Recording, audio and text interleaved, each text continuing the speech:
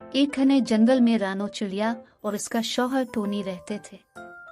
रानो चिड़िया के शौहर के पास एक छोटा सा खेत था। रानो चिड़िया और उसका शौहर टोनी सारा दिन खेत में काम करते और अपना पेट पालते। एक दिन रानो चिड़िया ने अपने शौहर टोनी से कहा, सुने जी, मैं सोच रही हूँ कि इस बार हम अपने खेत में बैंगन की फसल काश्त करेंगे। हम अपने खेत में उगने वाले बैंगन की फसल बीजकर अपना एक मजबूत घर बनाएंगे। कह तो तुम ठीक रही हो रानो, लेकिन हमें बैंगन के बीजों के लिए पैसे चाहिए होंगे और मेरे पास इतने पैसे नहीं हैं। बीज के लिए पैसे हम कहाँ से लेंगे? इसके बारे में फिक्र मत करो। मेरी दोस्त हरियाली तूती ने पिछली बार बैंगन की फसल बोई थी। इसके पास कुछ बीज अभी भी रखा हुआ है। मैं शाम को वो बीज ले आऊंगी। जब हमारी बैंगन की फसल होगी तो हम इस बीज के बदले में बैंगन दे देंगे। ठीक है रानो, फिर तुम कल जाके हरियाली तूती से पूछ लेना। अगले दिन रानो अपनी दोस्त हरियाली तूती के घर चली जाती है। अरे रानो चिड़िया, तुमने आज मुझे कैसे याद कर लिया? तुम अपनी दोस्त को भूल ही गई थी। नहीं हरियाली मेरी दोस्त, तुम तो हमेशा ही मुझे याद रहती हो। बस घर और खेत के कामों में वक्त ही नहीं मिलता कहीं आने जाने का। बस इसलिए तुम मिलने ना आ सकी। ठीक है, अब बताओ क्या काम है? हरियाली मेरी दोस्त, इस साल हमारा खेत खाली पड़ा है। हम इस साल अपने खेत में बैंगन काश्त करने का सोच रहे हैं, लेकिन हमारे पास बीज नहीं है। अगर तुम्हारे पास बैंगन का बीज हो तो प्लीज मुझे दे दो। जब बैंगन की फसल तैयार होगी तो मैं आपको वापस कर दूंगी। हाँ रानो चिड़िया, मेरे पास बैंगन के बहुत से बीज रखे हुए हैं, तुम ले लो। और हाँ, बीज की वापसी की फिक्र मत करना। शुक्रिया हरियाली बहन। फिर चिड़िया बीज लेकर अपने घर वापस आ जाती है। उगी सुबह रानो चिड़िया और उसका शौहर अपने खेतों में चले जाते हैं। दोनों शाम तक बहुत मेहनत करते हैं।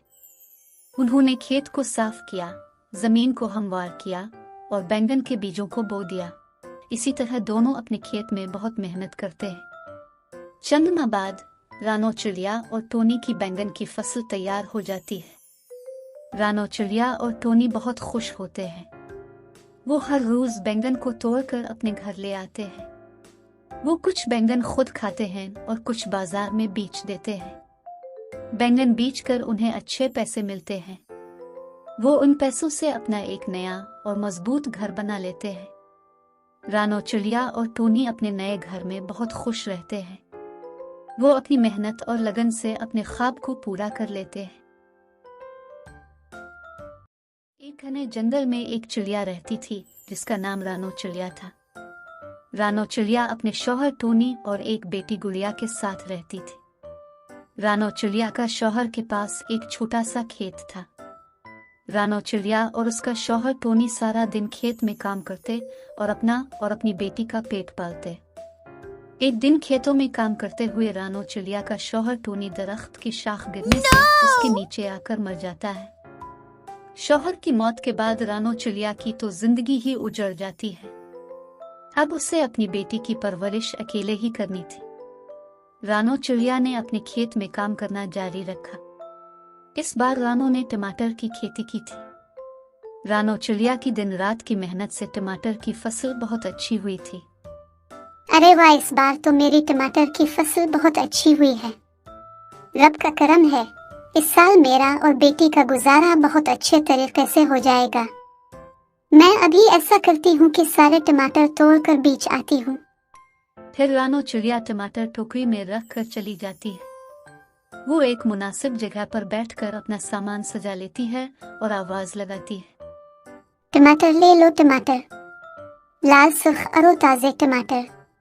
जंगल के सारे परिंदे इसके ताजा और सुर्ख टमाटर देखकर उसके पास जमा होने लगते हैं और शाम तक इसके सारे टमाटर बिक जाते हैं। अब मैं अपने घर जाती हूँ। मेरी बेटी मेरा इंतजार कर रही होगी। रानो चिड़िया खुशी खुशी अपने घर वापस आती है। मामा जान, आज आप बहुत देर से घर क्यों आए? बेटा, आज मेरे सारे टमाटर बिक गए थे, इसलिए देर हो गई। वाह माँ, ये तो बहुत अच्छी बात है। बेटा, अब तुम बड़ी हो गई हो और स्कूल जाने का वक्त आ गया है। अब मेरे पास इतने पैसे हैं कि तेरा स्कूल में दाखिला करवा सकूं। गुड़िया खुशी से उछल पड़ी। वाकई माँ, मैं बहुत खुश हूँ। अगले दिन रानो चिड़िया ने गुड़िया को करीबी गांव के स्कूल में ले गए। गुड़िया ने स्कूल में बहुत से नए दोस्त बनाए और बहुत कुछ सीखा।